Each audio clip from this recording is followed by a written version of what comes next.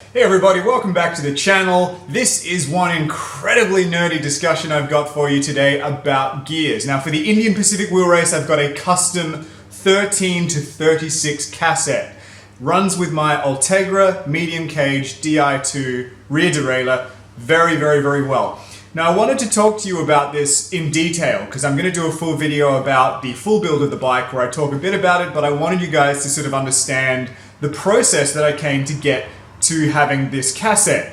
Now, I've been dealing with my mechanic Pete at BMCR in Adelaide. He's a phenomenal mechanic. So I was having a lot of back and forth with him about all the options and sort of the requirements that I had for the race. Those requirements are that I need something that can spin comfortably on the flats for thousands of kilometers across the Nullarbor Plain, pretty much from Perth to Adelaide. Then after that, there's some undulating terrain, and eventually we go into the big mountains, the Victorian Highlands, like Falls Creek, and then there's the Kosciuszko National Park. Big, long climb. So I also needed something that could get me up on a fully laden bikepacking rig where I'm going to be bloody exhausted.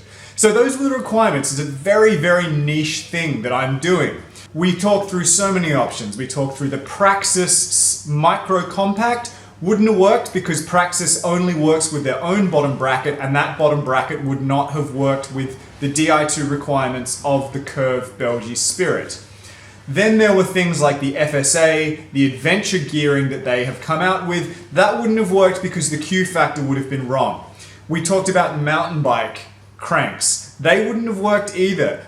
Just all kinds of stuff. Pete gave me all sorts of explanations about this won't fit for this reason, this won't fit for that reason. He's a very good mechanic and I trust him. Now a lot of people would have gone for a 40 tooth cassette on the back with a road link. That is an option, but you have some problems with that. I have ridden on one of those bikes before. A friend of mine had one. He used it for a while on the World Everesting project, so he kind of had a sense of how well it worked. And there's a couple of problems with that, and it's not that the rear derailleur can't handle big climbing gears. It's that you have a chain tension issue when you're not in the climbing gears. So if you've got a 50 on the front and you're trying to use any of the sort of spinning gears at the back, you can have a lot of slack in the chain. It just bounces around and that can be a problem. There's also shifting issues. It doesn't shift very cleanly. If you've used it for a while, you understand that sometimes you gotta fight it, you gotta wait for it to change, you gotta go up and down to try and get it on the cog you want. If you cross chain, it can just be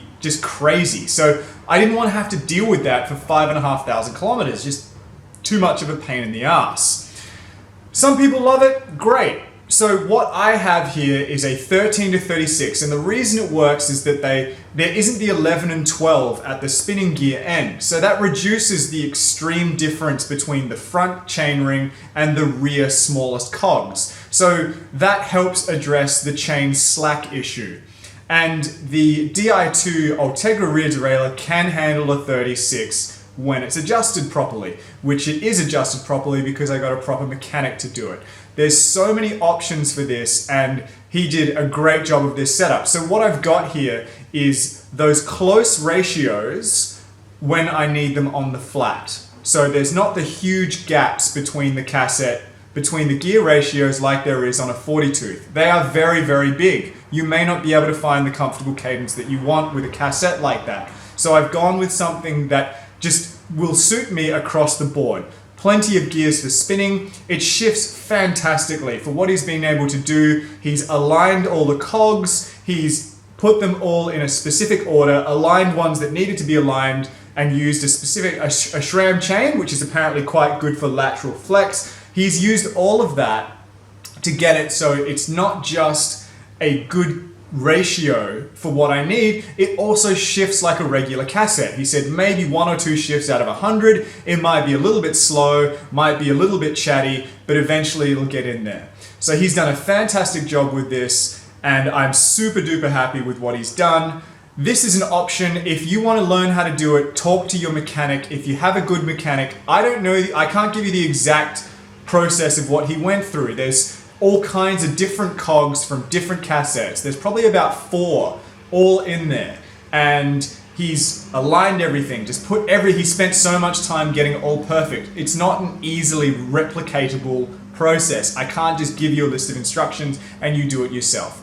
have a talk to your mechanic if you want to investigate these sort of crazy gear things, because they usually are a bit more sensible and will get you where you need to be, and you'll be left with something that works really well. I'm very happy. I'm very appreciative to my mechanic. I thank him profusely. Thank you for joining me for this discussion. And yeah, see you next time. Subscribe, comment, whatever you want. Thanks, guys.